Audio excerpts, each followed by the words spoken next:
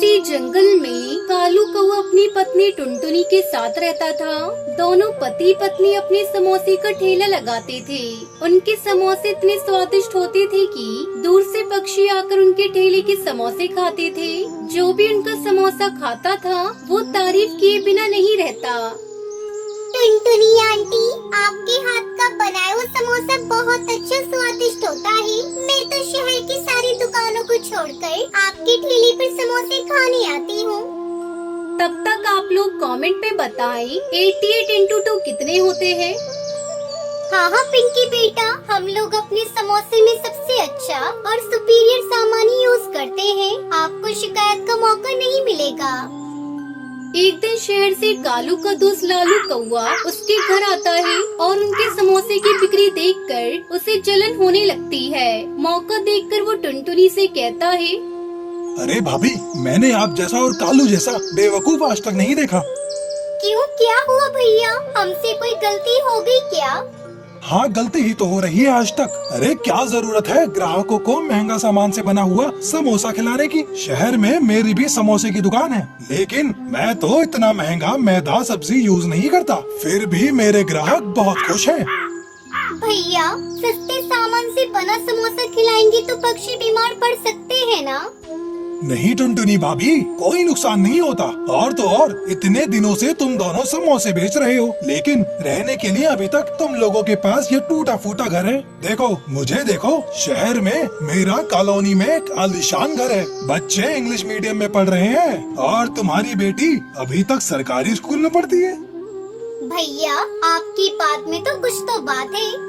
अरे भाई, मैं तो कहता हूँ तुम लोग थोड़ा सस्ता सामान अपने समोसे में यूज करो और पैसे कमाओ, वरना पूरी जिंदगी गरीबी में ही कट जाएगी। तुम लोगों को अपनी बिटिया की शादी अच्छे घर में करनी है या नहीं? लालू कौवे की बातें सुनकर टुनटुनी के मन में लालच आ जाता है। हाँ भैया, आप बिल्कुल ठीक कह रहे हो। सुनो जी, कल से हम थोड़ा सस्ता सामान खरीदेंगे। ये तुम कैसी बातें कर रही हो टुनटुनी? सारे ग्राहक टूट जाएंगे। तुम चुप रहो जी, ऐसा कुछ भी नहीं होगा। अगले दिन टुनटुनी घटिया और सस्ता आलू और काफी पुराना मैदा खरीदकर समोसे बनाती है, जिसे खाकर पक्षियों की तबीयत बिगड़ने लगी और उन्होंने टुनटुनी की दुकान पर आना छोड़ दिया। देख लिया ना टुनटुनी, घटिया सामान इस्तेमाल करने का नतीजा हमारे सारे ग्राहक टूट गए। अपनी दुकान का नाम खराब हुआ सो अलग। टुनटुनी के ठेले पर कोई भी बच्चा उसके समोसे खाने नहीं आ रहा था। सुबह से शाम तक टुनटुनी अपनी दुकान पर बैठी मक्खियाँ मार रही थी। अरे ओ झुमरी कौवी, उधर कहाँ जा रही हो? मेरी दुकान के समोसे खाओ, बहुत ही स्वादिष्ट है। कई दिनों से तुमने मेरी दुकान पर आना ही छोड़ दिया है। नहीं, मुझे तुम्हारी दुकान के घटिया समोसे खाकर अपनी तबीयत खराब नहीं करनी। एक बार तो मेरी तबीयत तुम्हारी समोसे खाकर बिगड़ गई। बहुत पैसे लगे, तब जाकर मेरी तबीयत ठीक हुई। फिर से मैं वही गलती नहीं करूँगी। तुम अपने समोसे अपने पास रखो। धीरे धीरे कई दिन बीत गए और टुनटुनी की दुकान बंद हो गई। वो दर दर की ठोकरें खाने को मजबूर हो गई। इस तरह से पैसों के लालच में उसने अपने पैरों पर कुल्हाड़ी मार ली। दूसरी तरफ लालू कौवा उनकी दुकान का ऐसा हाल देखकर बहुत खुश था। टुनटुनी को समझ आ गया था कि थोड़े से पैसों के लालच में उसने अपना जमा जमाया काम खत्म कर लिया। इसलिए बच्चों, हमें कभी भी लालच नहीं करना चाहिए। जितना हमारे पास है, हमें उतने में खुश रहना चाहिए।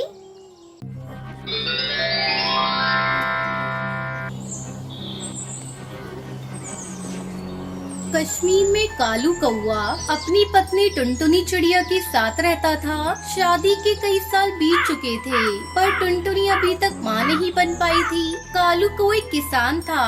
वो अपने छोटे से खेत में खेती किया करता था, लेकिन ज्यादा रासायनिक खाद डालने की वजह से उसका खेत बंजर हो गया था। एक दिन टुनटुनी अपने पति कालू कौवे से कहती है, कालू जी, मैं कब से कह रही हूँ, आप इस बंजर जमीन को बेच दीजिए और कोई दूसरा खेत खरीद लीजिए। इस खेत में अब कुछ भी नहीं उपजेगा।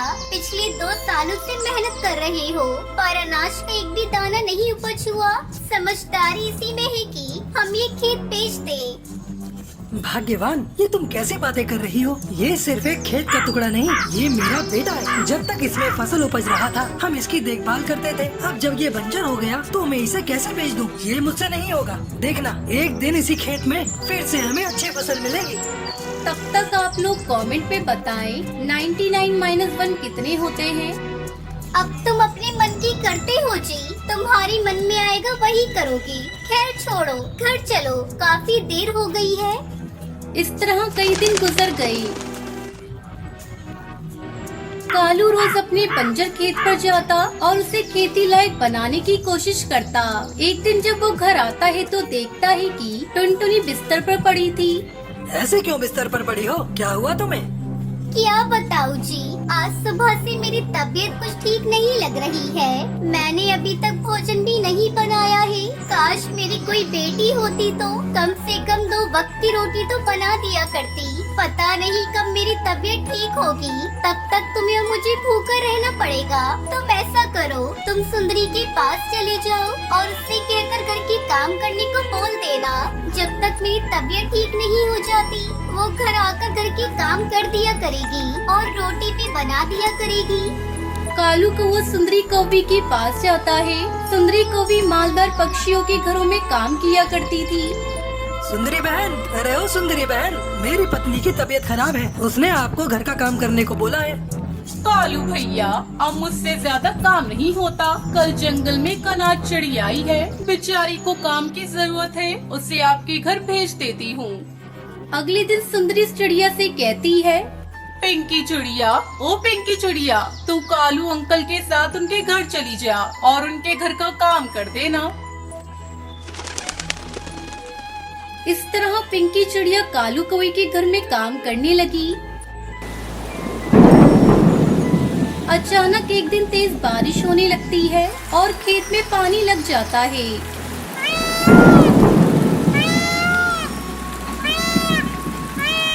खेत से पानी जब पूरी तरह से निकल जाता है तब कालू टुनटुनी से कहता है, अरे मैं सोच रहा हूँ अपने खेत में किसी सब्जी का बीज बो दूं।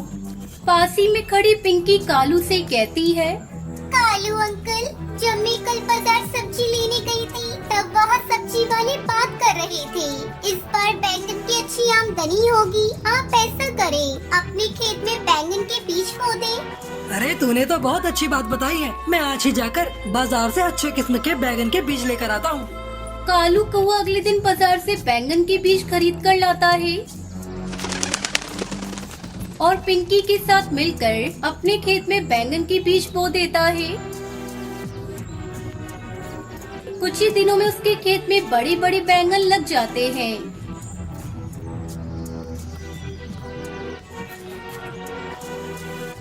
कालू उन बैंगन को बेचकर बहुत सारे पैसे कमाता है। पैसे देखकर उसकी आंखों में खुशी के आंसू आ जाते हैं। सुनते हो जी, मेरे दिमाग में विचार आया है, क्यों न हम पिंकी को गोद ले लें। वैसे भी हमारी कोई औलाद नहीं और इस अनाथ को भी घर मिल जाएगा। इस तरह टुनटुनी और कालू कौवा पिंकी चिड़िया को गोद ले लेते हैं और बैंगन की खेती करके खुशी खुशी रहने लगते हैं। एक घने जंगल में टोनी चिड़िया अपनी बेटी टुनटुनी के साथ रहती थी। टोनी का पति बंटी कबूतर रेलवे स्टेशन पे चाय बेचा करता था। चाय बेचकर उसे बहुत कम पैसे मिलते थे, उसी से वो अपने परिवार का पेट पालता था। एक दिन वो चाय बेच रहा था, तभी पास वाले दुकानदार से किसी बात पर उसकी लड़ाई हो जाती है। थोड़ी देर में वहाँ पुलिस आ जाती है और दोनों को पकड़कर जेल में डाल देती है। जब टोनी चिड़िया को इस बात का पता चलता है तो वो फूट फूट कर रोने लगती है।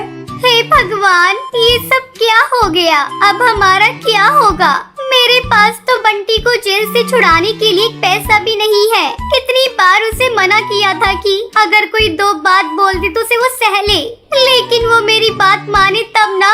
अब मैं उसे कैसे जेल से बाहर निकालूं? इतनी रात में कोई वकील भी नहीं मिलेगा। टोनी चिड़िया के जोर जोर से रोने के कारण उसकी पड़ोसन चमेली कौवी उसके घर आती है। क्या हुआ टोनी बहन, क्यों इस तरह रो रही हो? क्या हुआ, जरा हमें भी बताओ, कुछ मदद कर पाऊँ तुम्हारी। तो रोने की तो बात है चमेली बहन, बंटी कबूतर को पुलिस पकड़ कर ले गई और मेरे पास एक ढेला भी नहीं है उसे बाहर निकालने के लिए। क्या किया था उसने जो पुलिस पकड़ कर ले गई? वो तो भला कबूतर है, ये बात सभी पक्षी जानते हैं। सुना है पास वाले दुकानदार से उसकी लड़ाई हो गई थी। रो मत बहन, सब ठीक हो जाएगा। इतना कहकर चमेली कौवी वहाँ से चली जाती है। इस तरह कुछ दिन गुजर जाते हैं। टूनी के पास अपने पति को बाहर निकालने का कोई इंतजाम नहीं हो पाता और बंटी के जेल चले जाने की वजह से उसकी चाय की दुकान बंद हो जाती है और घर में खाने पीने की कमी हो जाती है। एक दिन सुबह टूनी चिड़िया अपनी बेटी टुनटुनी से कहती है, बेटा चल आज से मैं तेरे पापा की दुकान पर जाकर चाय बेचूंगी। कितने दिनों से तेरे पापा की दुकान बंद है, चाय बेचकर कुछ पैसे जमा करूंगी, फिर तेरे पापा को जेल से छुड़ा लूंगी। हाँ माँ, पापा के बिना ये घर बहुत सूना सूना लगता है। मुझे उनके बिना कुछ भी अच्छा नहीं लगता। मैं भी तुम्हारे साथ चाय बेचूंगी। दोनों माँ बेटी रेलवे स्टेशन पर चाय बेचने के लिए जाती है। चाय ले लो, चाय, गर्मा गर्म चाय। टूनी चाय बनाती और टुनटुनी चिड़िया उसे ग्राहकों को देती। मैम साहब, आपको भी चाय दूं? गर्मा गर्म इलायची वाली चाय है। चल भाग यहाँ से, मैं इस तरह स्टेशन पर चाय नहीं पीती। मैं तो 5 स्टार होटल की चाय पीती हूँ। साहब आप ले लो ना, मेरी माँ बहुत ही लाजवाब चाय बनाती है। लाओ मुझे 1 कप चाय दो। इतना कह रही हो तो पी कर देखता हूँ। टुनटुनी चिड़िया उसको चाय देती है। बहुत ज्यादा मेहनत करने के बाद भी उनकी चाय ज्यादा नहीं बिकती। माँ मुझे बहुत जोरों से भूख लग रही है, मुझे कुछ खाने को दो, सुबह से कुछ भी नहीं खाया है। तो यहाँ बैठ ग्राहकों को चाय पिलाना, मैं तब तक तेरे लिए कुछ लेकर आती हूँ। टूनी चिड़िया कुछ दूर जाती है। वो देखती है कि एक दुकान पर काफी पक्षियों की भीड़ लगी है। भैया इस दुकान पर इतनी भीड़ क्यों लगी है? आपको नहीं पता, यहाँ कुल्हड़ पिज्जा बिकते हैं। पूरे स्टेशन पर बस यही एक कुल्हड़ पिज्जा की दुकान है, इसलिए यहाँ पक्षियों की भीड़ लगी रहती है। हे भगवान, आलू पकोड़ा प्याज पकोड़ा के बारे में तो सुना था, ये कुल्हड़ पिज्जा कैसा होता है? पकोड़े वाले भैया, अरे पकोड़े वाले भैया, मुझे एक कुल्हड़ पिज्जा देना। टूनी कुल्हड़ पिज्जा लेकर टुनटुनी के पास आती है। ये ले टुनटुनी, कुल्हड़ पिज्जा खा। टुनटुनी कुल्हड़ पिज्जा खाने लगती है।